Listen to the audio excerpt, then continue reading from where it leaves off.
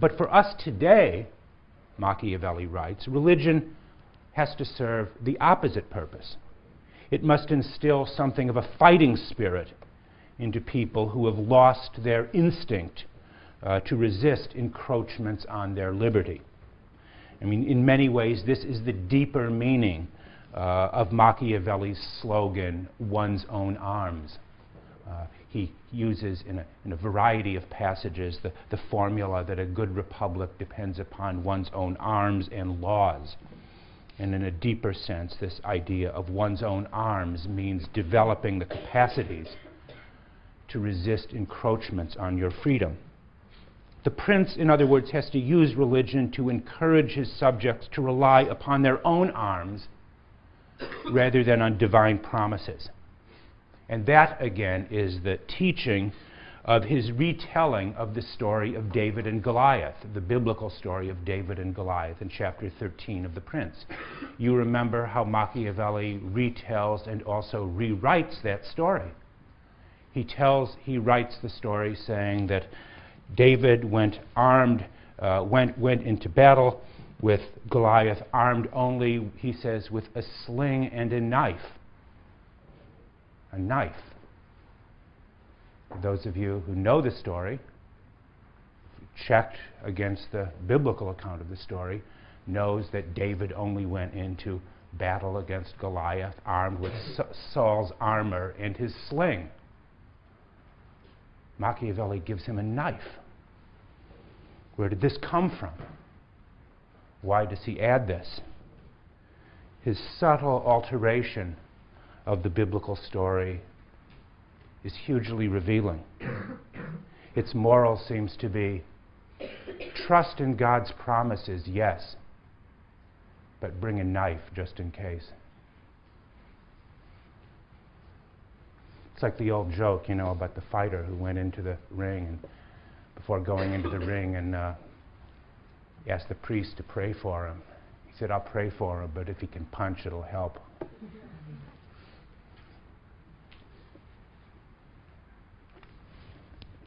In a small respect, that's Machiavelli.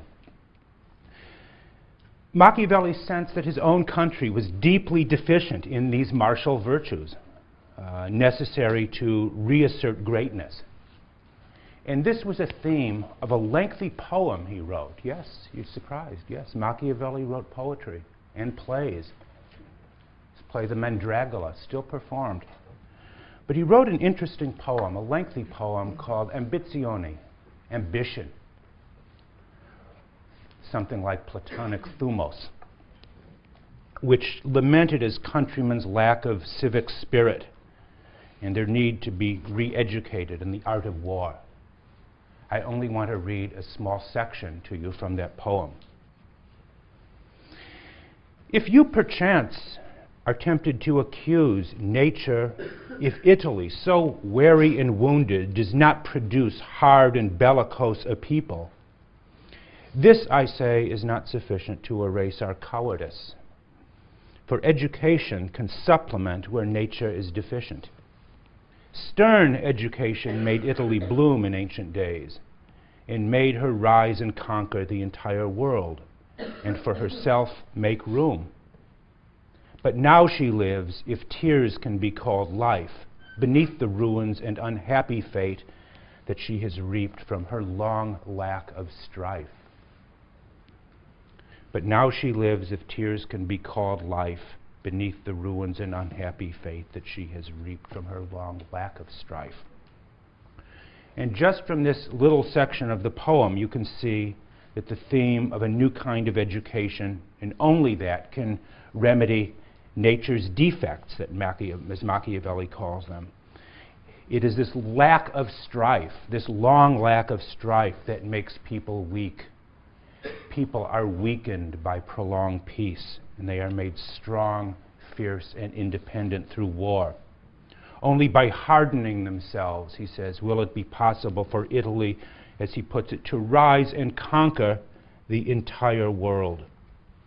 In ancient days, again, and made her rise and conquer the entire world and for herself make room. His point seems to be this: if you want liberty, you have to know how not to be good, at least as Christianity has defined goodness. The Christian virtue of humility, turning the other cheek, forgiveness of sins, must be rejected if you want to do good as opposed to just being good. You have to learn, in other words, how to get your hands dirty. Between the innocence of the Christian and the worldliness of Machiavelli's new morality, there can be no reconciliation. These are just two incompatible moral positions that Machiavelli states. But he goes further than this. The safety and security enjoyed by the innocent, our freedom to live blameless lives and to have untroubled sleep, depends upon the prince's clear-eyed and even ruthless use of power. The true statesman, the true prince for Machiavelli, must be prepared to mix a love of the common good, a love of his own people, with a streak of cruelty that is often regarded as essential for a great ruler in general. Another part of knowing how not to be good, knowing when and how to use cruelty, or what Machiavelli tellingly calls cruelty well used. When it's well used, it's a virtue. This is simply another example of how moral goodness grows out of and even requires a context of moral evil. Machiavelli's advice to you is clear. If you cannot accept the responsibilities of political life, if you cannot afford to get your hands dirty, if you cannot accept the harsh necessities that may require cruelty, deceit, and even murder, then get out of the way. Then this is not for you. Don't seek to impose your own high-minded innocence, sometimes called justice, your own high-minded innocence on the requirements of statecraft, because it will only lead to ruin. In the modern era, the presidency of Jimmy Carter, for example, is usually taken as Exhibit A of the confusion between Christian humanitarianism and the necessities of reason of state. If you can't do the tough thing, if you can't do the harsh thing, Machiavelli says, then stay out of politics. And don't attempt to impose your high-minded morality on the state. As I said at the beginning, in the philosophical literature, this has become known as the problem of dirty hands, so named after a famous play written by the French philosopher Jean-Paul Sartre.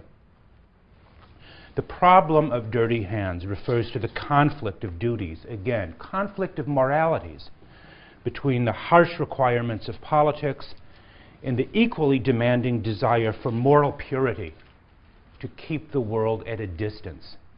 Machiavelli doesn't deny that there is something deeply admirable about the desire to remain morally pure, morally decent, morally innocent.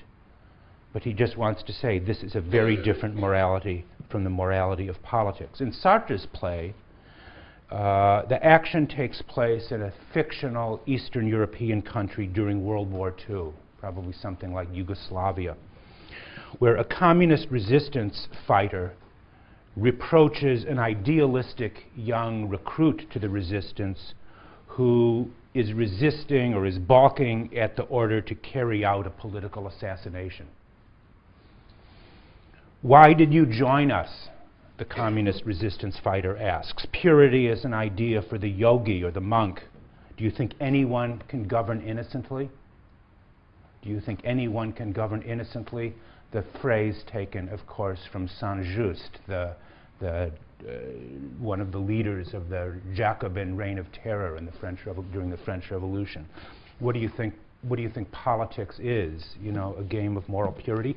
The same kind of conflict is really very much at the core of the great political fiction of Jean le Carré, the great novelist of the Cold War and so on. And in his great, one of his early political thrillers, a book called The Spy Who Came In From the Cold, he depicts there a British agent who is working undercover and who at the same time is carrying on a love affair with an idealistic young English librarian who has joined the Communist Party. In this case, she, the communist, is the idealistic one. She's joined the party because she believes it will aid the cause of nuclear disarmament and will bring international peace. And when Lemus, the spy, reveals to her that he is a spy, he tells her his view of what politics is, the nature of politics. There's only one law in the game, Lemus says, the expediency of temporary alliances.